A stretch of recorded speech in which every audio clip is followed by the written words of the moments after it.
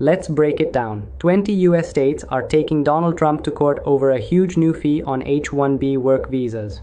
The administration wants employers to pay $100,000 for every new H-1B, and states say that's illegal, bad for their economies, and designed to shut the door on skilled foreign workers. I'm Imran, a Middle East-based analyst who follows US politics, migration, and global labor markets. In about 3 minutes, let's walk through what this lawsuit is about, who it affects, and what could happen next.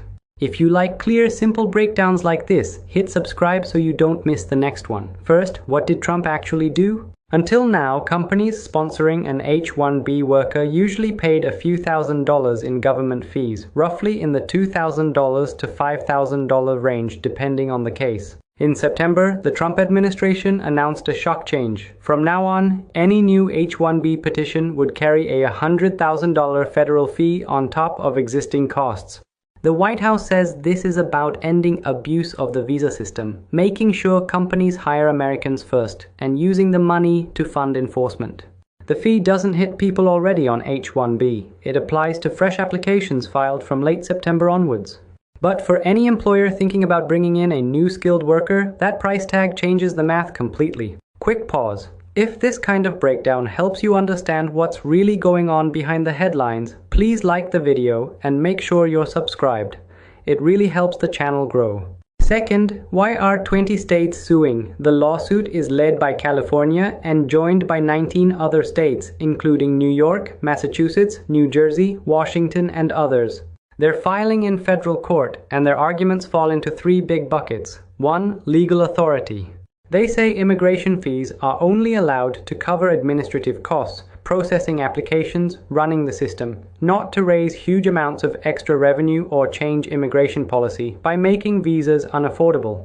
A $100,000 fee, they argue, goes way beyond cost recovery and turns the visa into a kind of tax that only Congress can create. 2. Economic damage.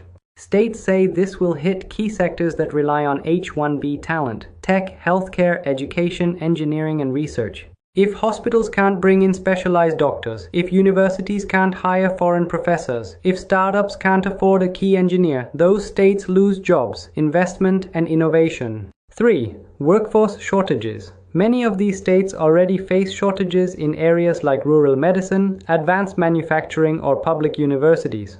They argue the new fee will make it harder to fill roles that Americans either can't or won't take, and that in the real world this will hurt, not help, their own residents. Third, who is actually affected on the ground? For big tech giants, $100,000 is painful but not impossible. For smaller firms, hospitals, universities, or startups, it can be a deal breaker. Instead of paying that for one new foreign hire, some companies will drop the role entirely, move the job to another country, or try to stretch existing staff even more. For foreign workers, especially from India and other countries that send a lot of H-1B talent, the message is harsh. If you're not already in the system, the cost of getting you in has just exploded. At the same time, business groups like the US Chamber of Commerce are filing their own legal challenges, saying this will worsen skills gaps and push investment offshore. So this isn't just red states versus blue states, there's also a major business versus White House angle. So let's break it down one last time. Trump's new $100,000 H-1B fee is a direct attempt to make new skilled immigration far more expensive. 20 states say it's unlawful, bad for their economies, and a backdoor way to restrict legal migration without Congress. The administration says it's defending American workers and cleaning up a system that's been abused for years. The courts now have to decide, is this a legitimate user fee or an illegal barrier that effectively slams the door on new H-1B talent? This is Imran Breaks It Down. If you found this helpful, please subscribe, like the video, and tell me your thoughts in the comments. Do you think a $100,000 fee is a fair way to protect US workers or a way to quietly kill the H-1B pipeline? Share this with a friend who follows US immigration news, and if you're already subscribed, thank you. We'll keep breaking it down together.